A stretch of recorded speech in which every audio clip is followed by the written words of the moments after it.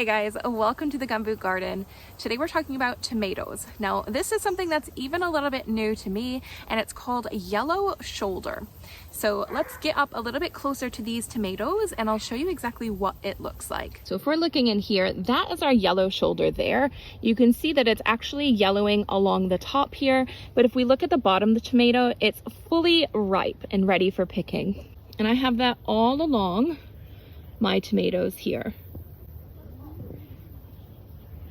Yellow shoulder is a disorder with tomatoes, and it can be caused by a couple different things. So it's not actually a disease that the plant has, it's something that possibly can be fixed. So there's three main causes of this. One, it could be excessive heat, which obviously we can't really help that except for putting over a shade cloth.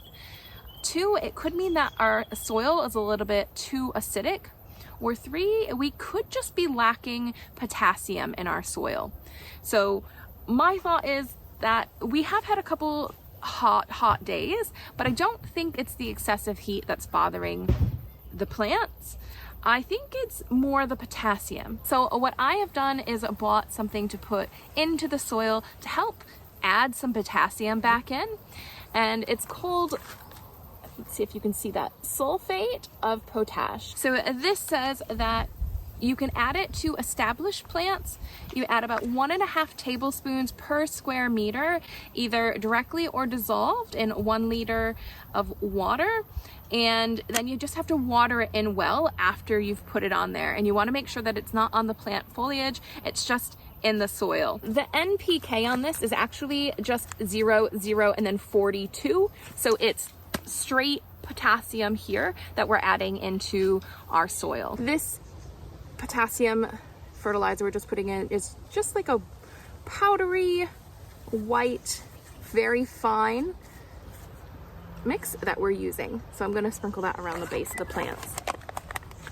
So this says that it's a fast acting, is an excellent source of potassium, essential for encouraging superior fruit and flower development from your fruit, veggies, and flowering plants. And adding this to your garden will strengthen the plant stems and increase resistance to unwanted insect pests and disease.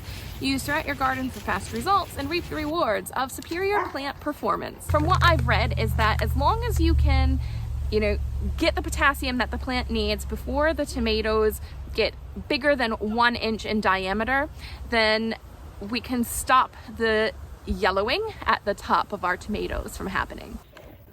With the yellowing of this tomato, it is still ripe and we can still eat that. We would just want to take off the top bit here. So the top part of this tomato is going to be a little bit harder. It's not going to be as flavorful, and it's not going to have as many nutrients.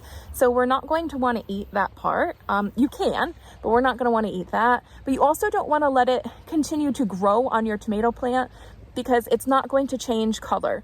What's going to happen is your tomato will end up rotting if you leave it on here, because the bottom is ripening. It's just that top part. So it's quite deceiving. So if you have that happening with your tomato plant, just go out there and pick it.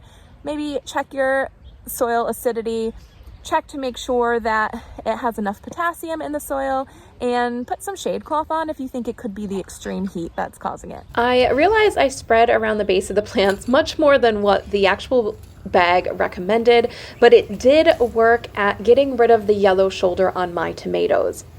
That's it for today, guys. I will catch you in the next one. See ya.